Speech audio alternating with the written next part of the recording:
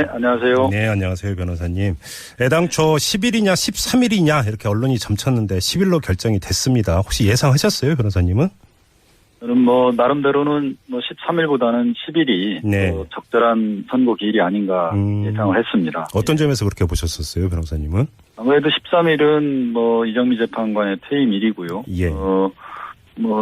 최종 변론 기일이 지나서 평의가 계속 이어지긴 했지만 하루에 2-3시간 정도씩 이어졌다는 것은 재판관들이 어느 정도 결론을 맺었다라고 보여지거든요. 그래서 예. 결론을 맺었으면 빨리 판결을 선고하는 것이 재판관들의 임무이기 때문에 네.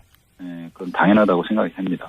이제는 다 지나간 일이 됐습니다만 어제 언론이 촉각을 곤두세우지 않았습니까? 어제 평의 뒤에 바로 선고일 지정이 있는 게 아니냐. 이렇게 네. 촉각을 곤두세우는데 어제는 없었고요. 오늘 지금 결정이 됐습니다. 이게 언론의 호들갑입니까? 아니면 헌법재판관 사이에 좀 이견이 있었던 것으로 추정을 해야 되는 겁니까? 재판관들의 어떤 속사정은 제가 알 수는 없지만 네. 언론이 너무 과잉 반응한 것이 아닌가 싶습니다. 선고 기일은 특별히 네. 언제까지 기일을 지정 통보해 줘야 된다는 규정이 있는 것도 아니고요. 예. 중요 사건에 대해서는 미리 선고하기 전에만 통지해 주면 되기 때문에 네. 크게 문제되지 않았는데 워낙 중대한 사건이다 보니까 언론이 이제 촉각을 곤두세우고 네. 봤기 때문에 문제가 됐지. 오늘 지정하고 네. 내일 모레 이제 선고하는 거 아니겠습니까? 그렇죠. 적절한 때라고 보여지고요. 네. 통합진보당 사건 때도 이틀 전에 네. 선고기일을 지정 통보한 것으로 봐서 큰 재판관들 사이에 이견이 있었다고 보이지는 않습니다. 알겠습니다. 가장 궁금한 건 바로 이건데요. 자, 이제 선고일이 지정이 됐으면 헌법재판관 사이에서 의견 취합, 그래서 결론은 이미 나왔다 이렇게 봐야 되는 거죠. 그렇죠. 통상적으로는 선고 기일이 지정됐다는 것은 결론이 나왔고, 네. 결정문이 이제 선고할 정도로 어느 정도 완성이 됐다. 결정문까지 봐야 됩니다. 그렇습니다. 예. 결정문까지 얼추 완성이 됐다 이렇게 봐야 된다는 거고요. 그렇죠. 그러면 그 선고 내용, 결론, 변호사님 어떻게 예상하세요? 제가 쉽게 속단할 수는 없고요. 네. 지금까지 재판관들이 잘 판단할 것으로 보입니다. 그래요. 일각에서는 이 8대0 만장일치 의견, 통일 이런 그 전망도 있던데 또 한쪽에서는 그렇게는 안 될 것이다 이런 전망도 있고요. 이 점은 어떻게 보세요, 재판관, 변호사님은?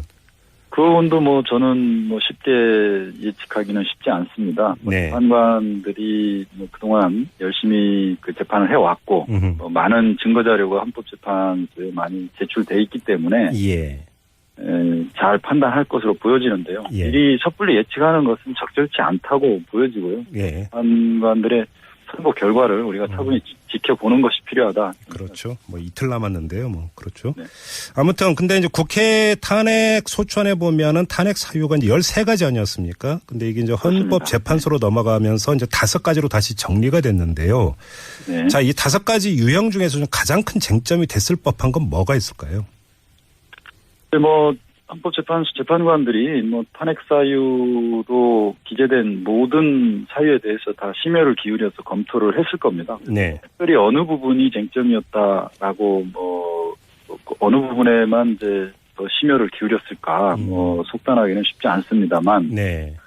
이 5가지 유형 중에서 먼저 이제 첫째는 이제 비선 조직에 따른 국민주권주의 법치국가 위배, 네. 대통령의 권한 남용, 언론 자유 침해. 이게 이제 이 3가지 부분은 그동안에 증인들의 증언이나 네. 검찰의 수사 기록, 사실 조회 회복, 문서 송부 촉탁에 따른 각종 증거 자료나 물증에 의해서 네. 어느 정도 사실 여부에 대한 인정이 어렵지 않았다라고 보여지고요. 다만 그 세월호 7시간에 대한 생명권 보호 의무 위반 부분과 네. 그 대기업들로부터 받은 뇌물수수와 이제 형사법 위반죄 이 2개 부분에 대해서는 재판관들 사이에서 이제 헌법과 법률 위반 여부에 대한 사실 인정에 대해 있어서 이견이 있을 수도 있지 않을까 조심스럽게 예측해 봅니다. 그래요? 그래서 그 부분에 대해서는 좀 다른 의견을 갖고 있는 재판관도 있을 수 있다고 보여집니다.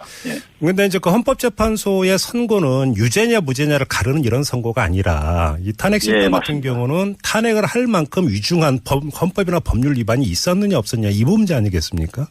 그렇습니다. 이게 꼭 법률 위반이라고 해서 탄핵을 인용하는 것도 아니잖아요. 그렇습니다. 이렇게 본다면 그 위중함의 정도를 그러니까 재는 기준이라고 이 질문이 어리석을지는 모르겠습니다만 이 나름대로 이런 게 있다고 봐야 되는 걸까요? 어떻게 판단을 해야 되는 걸까요, 이거는? 그 부분에 대해서는 이미 그 노무현 대통령 그 탄핵 심판 결정에서 헌법재판소가 일단은 결정을 했습니다. 그 기준을 정했죠. 대통령에 대한 탄핵을 결정하기 위해서는 단순히 헌법과 법률을 위반한 사유가 있다고 해서 바로 할 수 없고 대통령을 파면할 정도로 중대한 법률 위반이 있는 경우에만 대통령을 파면할 수 있다고 했거든요. 다만 그 어느 때가 대통령의 법률 위반 행위가 중대하냐라는 거에 대해서는 이제 두 가지 기준을 제시했는데요. 그 헌법 소홀 관점에서 도저히 그 대통령의 어떤 직위를 더 이상 유지하는 것이 적절하지 않은 경우와 또 그 대통령이 국민의 신임을 저버려서 계속적으로 국정을 수행하도록 하는 것이 적절하지 않느냐라는 그런 두 가지 관점에서 비춰봤을 때 그것이 다 그렇다라는 판단이 서면은 그건 중대한 법 위반 행위라고 보고 파면을 정당화할 수 있다라고 이제 기준을 세웠기 때문에요. 아마 그 기준에 따라서 이번에도 판단하지 않을까 싶습니다. 그래요. 또 이 과정에서 일각에서는 어떤 주장이 나왔냐면 이 소수 의견을 밝히는 재판관 같은 경우는 상당히 공격의 대상이 될 수도 있고 하니까 소수 의견을 꼭 밝혀야 되느냐 이런 주장도 나온 적이 있었는데 이게 그 이치에 맞는 주장인가요, 변호사님? 이거는 뭐 그런 현실적인 어떤 뭐 공격이나 비난을 두려워해서 재판관들이 소수 의견을 갖고 있음에도 그거를 발표하지 않는다고 보지는 않습니다. 재판소법에도 그 결정에 참여한 재판관은 자신의 의견을 표시하여야 한다라고 규정이 되어 있거든요. 표시하여야 한다. 뭐 표시를 할 수도 있고 안 할 수도 있다라는 것이 아니고 표시하여야 한다라고 해서 의무적입니다. 그래서 거의 의무 규정이네요. 그러면. 그렇죠.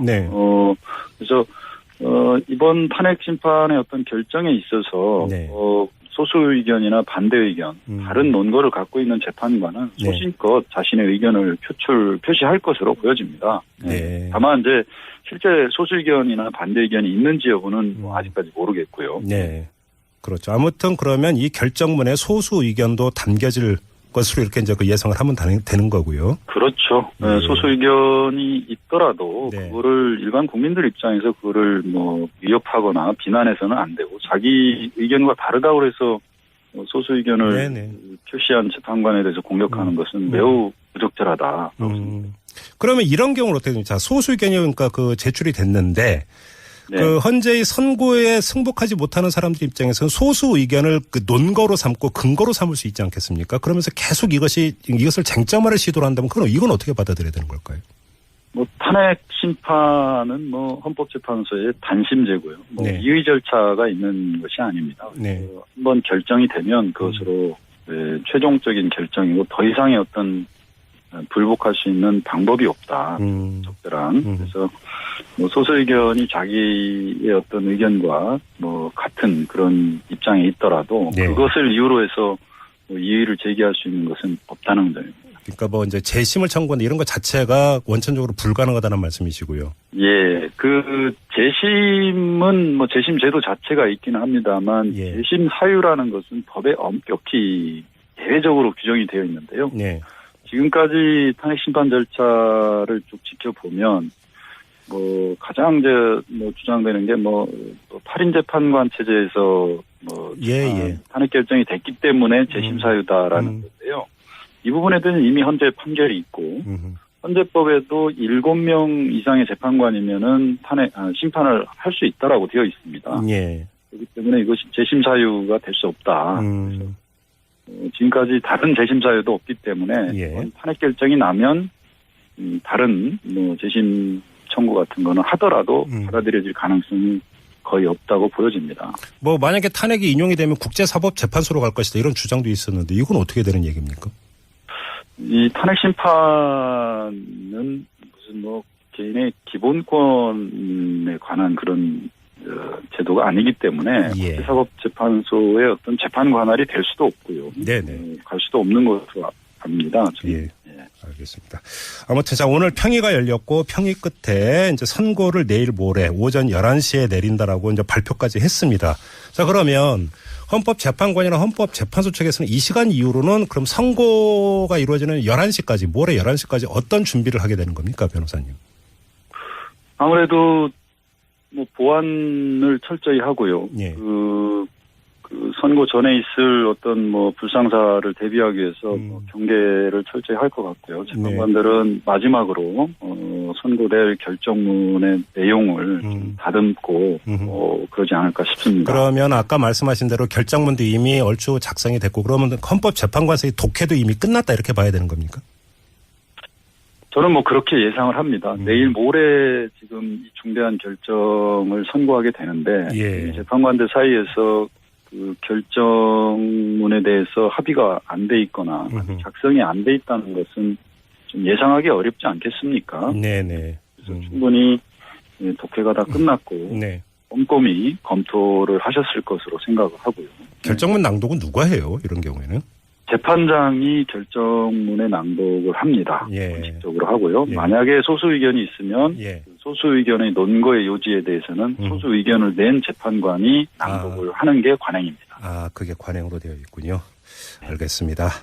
아무튼 내일 모레 10일 오전 11시에 헌법재판소가 탄핵 심판에 대한 선고를 내린다는 소식 전해드리면서 노희범 변호사와 인터뷰 마무리하겠습니다. 고맙습니다, 변호사님. 네, 고맙습니다.